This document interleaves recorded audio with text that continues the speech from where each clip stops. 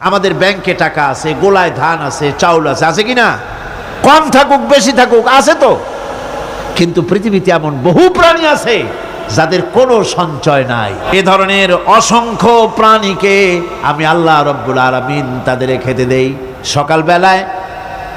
সকালবেলায় খালি পেট নিয়ে সমস্ত প্রাণীগুলি ঘর থেকে বেরিয়ে যায়, পানি থেকে, গর্ত থেকে, জঙ্গল থেকে সব বেরিয়ে গেল ক্ষুধার্ত পেটে।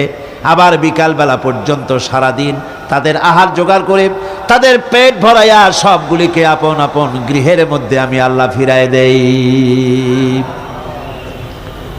সেই জন্য আল্লাহ পাক বলছেন, ইয়া আইয়ুহান নাসু যকুরু নি'মাতাল্লাহি আলাইকুম হাল মিন খালিকিন গায়রুল্লাহ ইয়ারযুকুকুম মিনাস সামাই ওয়াল আরদ।